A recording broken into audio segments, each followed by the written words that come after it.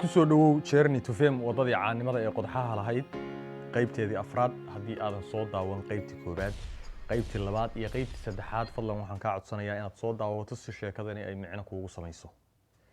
caqabadaha noloshu haddii ay tafaha kugu dhagaan waxay ka ridayaan siro jooga qof kasta oo public figure ah oo soo galay saaxadan social media wuxuu la kulmay caqabado qaabkay doonaan baa ugu dhacaanay anigu waxaan idin wadaagayay wadadii qodxaha lahayd ee aan u maray Journey to Fame wadadii caanimada dhibaatadan kala kulmay iyo dheeftii aan kala kulmay intaba waxaan rabaa inaan idin wadaago barnaamijkan sidaan idin sheegayba waxaan uga tusaaleynayaa qof kasta oo Soomaaliya oo public figure ama qofkii rababa inuu noqdo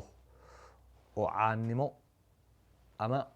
inuu public figure noqdo u digiyo damle in uusan ku dhicin haadaan tiro badan wadada qodxaha leh baan u tilmaamayaa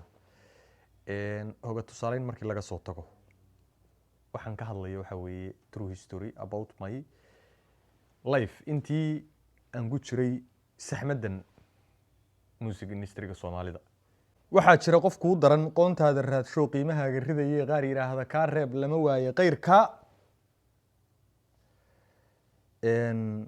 Soomaalidu waxay tiraahdaa haddii lagu sheelo waa la is sheegaa haddii lagu sheegana waa la is sheelaa oo macnaheedu yahay haddii dadku ku sheegaan waa la isnabaa adna la isma sheego lama humbaaleeyo laakiin haddii dadku ku sheegi waayo oo libintaada la damca in la qariyo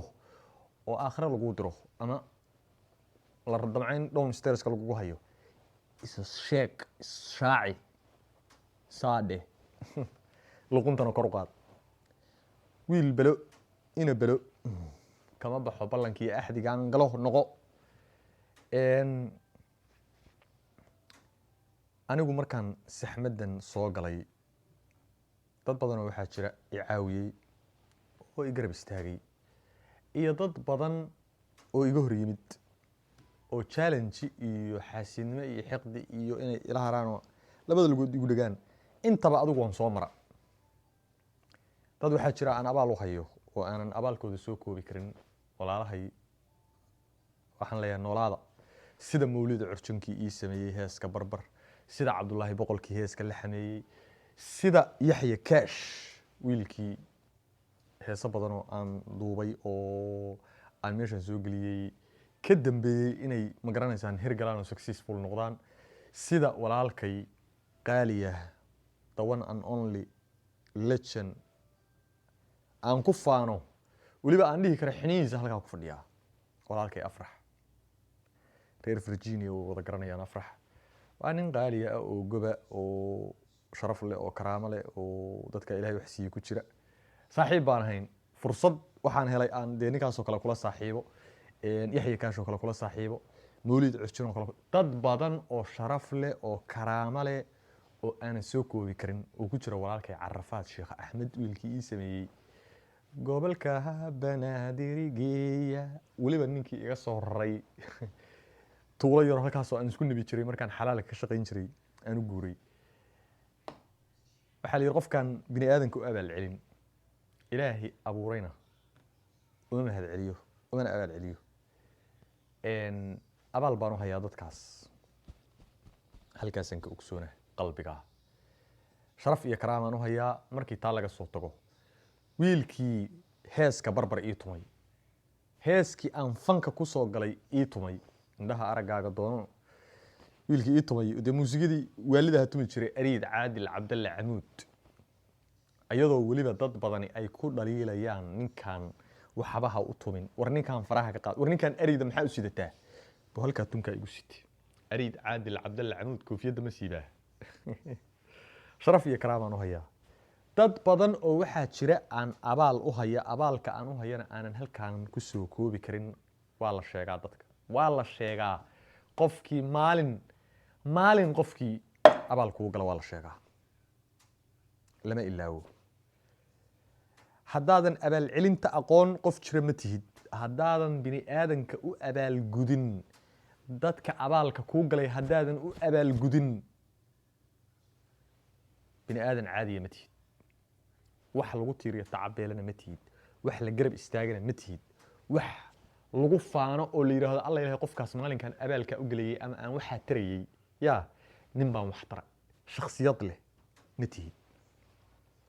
abaalkan idin hayo halkan kuma soo koobi karo ilaahay haydin amaansado sharaf iyo karaamo ku noolaada adduunka korkiisa intaad saaran tihiin inta markan ka soo tago fanka rag iyo dumarba markay soo galayaan mid walba wuxuu la kulmaa caqabad waliba dumarka ugu daran gabadha fanaanada markay fanka soo galayso la xamiistii wuxuu rabaa inuu qaadqaado abwaanka wuxuu rabaa inuu aakhiro u diro musicianki wuxuu rabaa inuu dhunkado cameramanka wuxuu rabaa inuu saa u taabto yiraahdo xagee gasha qof kasta baa damacanaya marka nin raga tahay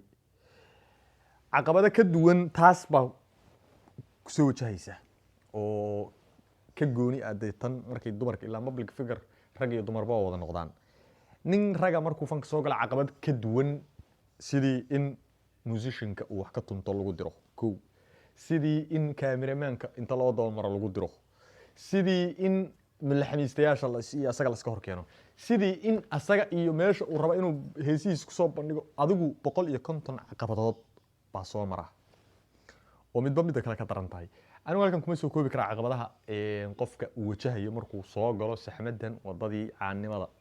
ilaa qofku markuu meeshan soo galo public figure noqonayo waxa kaliya uu raadinayo waxa weeye in ummadda Soomaaliyeed oo dhan ay barato inuu caan noqdo in dadka laga dhex barto buu raadinayaa wax walba oo lagu baran karo noo sameeynaya tan labaad uu ka raadinayo waxa weeye lacag adduunku waa influence iyo money haddii aadan meeshaan lacag ka samaynayn caanimada iyo wadadaad u soo martay iyo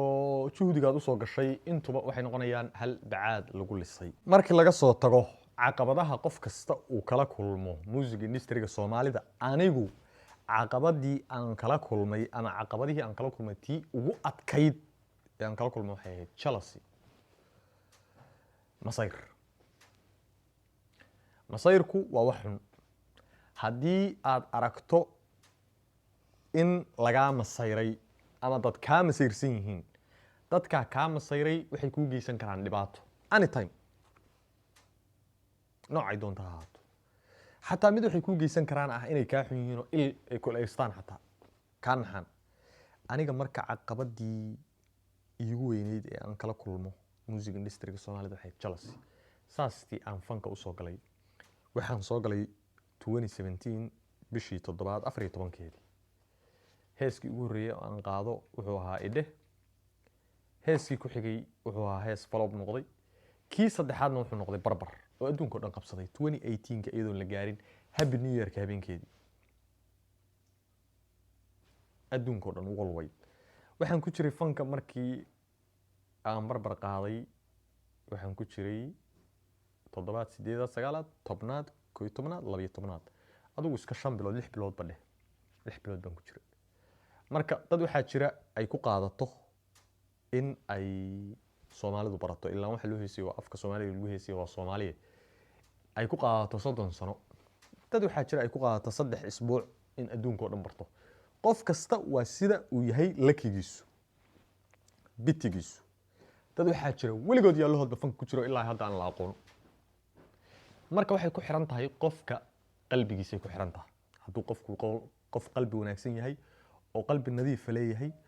oo dadka si wanaagsan ula dhaqmo oo ummadda si fiican u dhex galo wuxuu la imaanayaa qalbi wanaag oo wuxuu la imaanayaa yaani in bulshada uu kasbado laakiin haddii qofku qalbi xun yahay oo qalbigiisu mirir yahay oo ay maar ka buuxdo si kasta wax walba cir iyo dhul haduu maro ummadda Soomaaliyeed kama gadmayo dadku waxa ay daawanayaan